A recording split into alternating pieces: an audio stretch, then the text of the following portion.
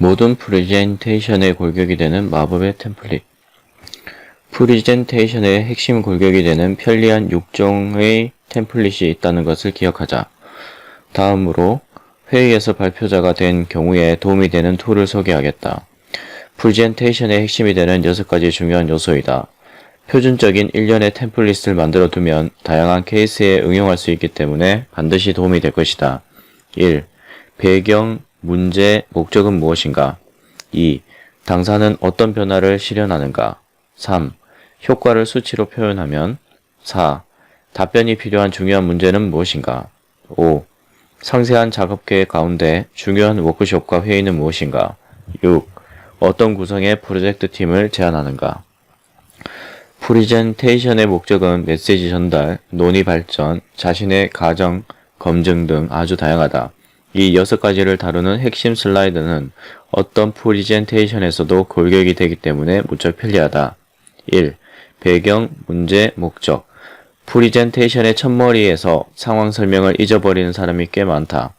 본인이 상황을 의식하지 않기 때문이다. 장기적으로 어떤 상황에 처해 있다 보면 자신이 맡고 있는 업무에 대해서 상대방은 전혀 알지 못한다는 사실을 망각하기 쉽다. 배경, 문제, 목적에 대한 템플릿을 만들어 두고 어떤 프레젠테이션이라도 시작할 때 먼저 상황을 설명한다. 최근 상황이든 복잡한 사건이든 간단한 경위이든 지금의 상황을 첫머리에 설명하는 것이 중요하다. 이때 왼쪽에는 자신이 이해하고 있는 상황을, 오른쪽에는 프로젝트가 의도하는 목적을 배치한다. 과거를 왼쪽에, 미래를 오른쪽에 표시하면 시간의 흐름이 왼쪽에서 오른쪽으로 흐르는 것처럼 느껴져 이해하기 쉬워진다. 소수의 항목으로 메시지를 전달하는 것은 연습이 필요하지만 메시지를 간결하게 표현할 수 있으면 큰 장점이 생긴다. 메시지의 수가 3개에서 4개를 넘으면 듣는 이가 흥미를 잃어버리기 때문이다. 듣는 이의 입장을 항상 생각하자. 대부분의 경우 큰 문제는 무엇인지, 그 문제를 어떻게 해결할 것인지만 알려줬으면 하는 것이 듣는 이의 심정일 것이다. 다음 단계에서 상세한 문제와 상황을 검토하는 것은 당신의 일이다. 2. 당사가 실현하는 변화. 당사가 실현하는 변화의 슬라이드는 개혁 프로젝트에서 특히 효과적이다.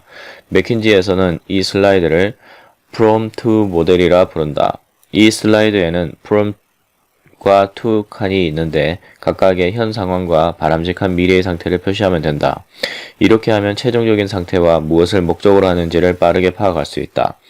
임원급 직원들에게는 신속함과 민첩함이 중요하기 때문이다. 인터뷰나 현지조사, 분석 등의 경우에 자신이 습득한 내용을 5, 6개의 항목으로 정리하는 데 가장 적절한 방법이다. 이상적인 상태와 목적지를 그리는 것은 항상 필요한 일이다. 듣는 이는 이런 전체 상을 파악하기 쉬운 접근 방식을 선호한다. 그런데 한눈에 알 수 있도록 간결하게 만들기란 의외로 무척 어렵다. 우드로 윌슨 대통령의 말 중 10분의 연설을 준비하기 위해서는 일주일이 필요하다. 15분의 연설에는 3일, 30분의 연설에는 2일이 필요하다. 1시간의 연설이라면 지금이라도 할 수 있다는 유명한 명문이 있다. 이해하기 쉽고 유의미한 메시지를 만드는 것은 그만큼 어려운 일이다. 3. 수치화된 효과. 컨설턴트는 수치를 통해 이야기한다. 생산성 향상은 백분율로 설명한다. 재고를 줄이고 점포의 매상을 올리는 경우에는 회전율로 이야기한다. 말은 거짓일 가능성이 있지만 숫자는 진실을 말하기 때문이다. 예를 들어 전략에 대해서 설명할 때 수치가 없다면 어디에 승부를 걸지, 어디서 어떻게 이길 수 있을지 객관적으로 평가하기가 어렵다. 수치는 다양한 프레젠테이션의 핵심이기 때문에 이른 시기부터 아웃풋의 이미지와 같이 제시해야 한다. 수치화된 효과의 템플릿을 사용한다는 것은 이 수치를 실현하겠다는 의지의 표현이다. 효과를 산출한 가상의 슬라이드를 2-3장 정도 무리해서라도 만들어둔다. 그러면 완성해야 할 분석을 앞당겨 하는 것이 된다. 이 아웃풋의 상태가 다른 시니어 파트너들의 의향에 맞는 것인지를 일찍 확인해 두면 엉뚱한 목표를 제시하는 일을 피할 수 있다. 나는 한 글로벌 프로젝트에서 타깃이 시장이 예상보다 더 축소되었다는 사실을 프로젝트 첫째 주에 발견했다. 투자 이익률을 계산하다가 시장 규모가 당사의 최초 예상을 크게 밑돈다는 사실을 알게 된 것이다. 숫자가 이 시장을 타깃으로 해서는 안 된다고 말하고 있었다. 아주 초기 단계에 캐치한 작은 발견 덕분에 우리는 바로 프로젝트의 방향을 바꿀 수 있었다. 4. 답변이 필요한 중요한 문제 제기.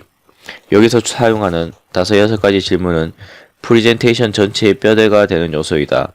이 질문은 당신이 앞에서 제시한 목적, 1번의 배경 문제의 목적의 슬라이드에서 제시한 것과 단토록 일관성을 유지한다. 예를 들어 목적 중 하나가 적절한 경영 모델을 찾는 것이라고 해보자. 이 경우 앞서 슬라이드에서 제시한 목적을 언급하며 귀사의 미래의 성장 계획에 적합한 경영 모델로는 어떤 조합을 생각하시나요?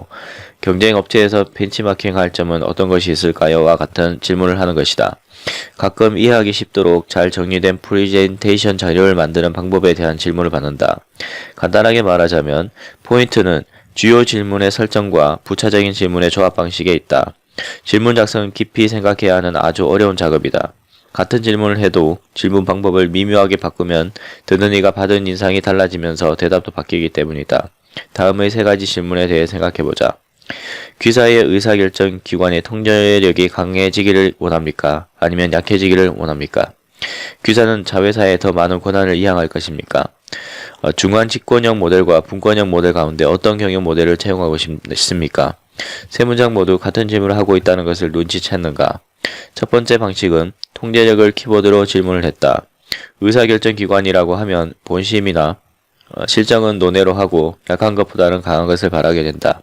두 번째 방식은 자회사로서의 권한 이양을 지지하는 듯한 뉘앙스가 있어 본사에는 거부감을 가지는 사람도 있을 수 있기 때문에 대답에 영향을 줄 것이다. 세 번째 방식은 공평하고 균형이 맞다. 대답을 한쪽으로 유도하고 싶지 않다면 이런 방식을 채용해야 한다. 즉, 중요한 문제 제기는 프레젠테이션을 보다 좋은 방향으로 이끄는 편리한 도구이다. 어떤 질문을 할 때에도 자신이 무엇을 확실히 하고 싶은지를 생각해야 한다. 5. 작업의 기본 계획. 1900년대의 기계공학자이자 경영 컨설턴트인 헨리 로렌스 켄트가 고안한 겐트 차트는 프로젝트 공정을 막대로 표시한 공정관리에 사용되는 표이다. 나도 맥킨지에 입사하기 전까지는 한 번도 써본 적이 없었다. 업무 계획을 표로 만드는 것은 시간 낭비라고 생각했기 때문이다. 그런데 내 생각은 잘못된 것이었다. 엑셀의 단순한 표로는 보이지 않았던 것들이 있었다. 한 제품 개발 프로젝트에 참가했을 때 이 사실을 깨달았다. 제품 개발 발매 프로젝트에서는 주된 관심사가 2가지가 있다. 다양한 기능을 하는 각각의 요소가 톱니바퀴처럼 잘 맞물리게 하는 것과 선명한 기본 계획이 세우는 일이다. 작업의 기본 계획 템플릿은 겐트 차트와 비슷하지만 더 자세하다. 그리고 프로젝트 완료까지의 크리티컬 패스가 제시된다.